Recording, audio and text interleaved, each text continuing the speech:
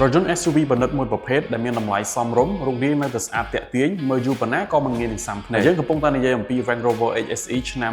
2015ម៉ាស៊ីនសាំងហើយរថយន្តនេះទើបតែប្រើប្រាស់បានប្រមាណជា 40000 ម៉ាយល៍ប៉ុណ្ណោះអញ្ចឹងចំពោះ Range Rover មួយគ្រឿងនេះវាជាប្រភេទរថយន្តកណ្ដាស់ពន្ធមិនទាន់ប្រើប្រាស់ក្នុងស្រុកហើយកំពុងតែដាក់លក់នៅ Auto US Direct ប៉ុន្តែវិញគឺនៅស្អាតមួយជុំគ្មានប្រវត្តិបុកប៉ះមកពីអាមេរិកបែបម៉េចគឺមកដល់ខ្មែរបែបហ្នឹងទាំងប្លុកម៉ាស៊ីនប្រព័ន្ធភ្លើងប្រអប់លេខគឺនៅដំណើរការជាធម្មតាអញ្ចឹងម៉ាស៊ីនចំពោះម៉ែបងប្អូនចាប់អារម្មណ៍អាចអញ្ជើញមកមើលផ្ទាល់ដល់ក្រុមហ៊ុនរបស់យើងបានរថយន្តនេះមានខាងក្រៅពណ៌សនិងខាងក្នុងពណ៌ខ្មៅលាយសមើលមកគឺបែបប្រណិតទាំងស្បែកពូកតាមជញ្ជាំងទ្វារតាប្លមានសភាពថ្មីដោយសារតែរថយន្តនេះប្រើប្រាស់នៅម៉ៃតិចនៅឡើយចំណែកឯកៅអីវិញមានទំហំធំងាយស្រួលក្នុងការអង្គុយនិងមានលក្ខណៈបែប comfort និងមានមុខងារ memory seat ផងដែរមិនតែប៉ុណ្ណោះរថយន្ត SUV ដ៏ពេញនិយមមួយនេះក៏មាន option ជាច្រើនផ្សេងទៀតដែលបំពាក់មកជាមួយវាដូចគ្នាដូចជា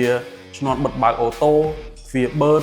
ដំបូលកញ្ចក់ Panoramic Sunroof ដែលអាចបិទបើកពីខាងមុខទៅដល់តួខាងក្រោយនៃរថយន្តនិងម៉ាស៊ីនត្រជាក់ជួរកៅអីផ្នែកខាងក្រោយជាដើមចំពោះមុខងារសុវត្ថិភាពវិញ Range Rover HSE មួយគ្រឿងនេះធ្វើបានយ៉ាងល្អមិនចាញ់រថយន្តថ្មីខ្លាញ់គោនោះទេវាមានមុខងារ Parking Sensor កាមេរ៉ាមួយជុំរថយន្ត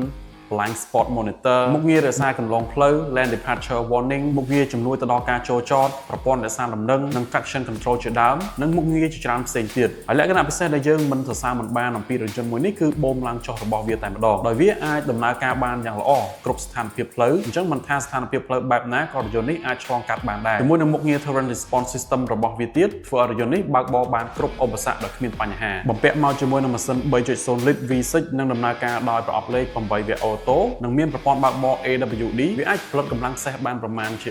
340 horsepower ដូច្នេះបើរថយន្ត Luxury SUV មួយប្រភេទនេះស្ថិតនៅក្នុងចំណាប់អារម្មណ៍ក៏ដូចជាការពិចារណារបស់អ្នកពួកយើងមានរថយន្តរហូតដល់4គ្រឿងសម្រាប់អ្នកក្នុងការបើកបរសាកល្បងនិងអញ្ជើញមកមើលផ្ទាល់បានហើយព័ត៌មានបន្ថែមសូមឆាតចូលមកកាន់ page ឬក៏ call មកកាន់រយៈលេខទូរស័ព្ទខាងលើហើយទីតាំងរបស់យើងមាននៅក្នុង comment ខាងក្រោម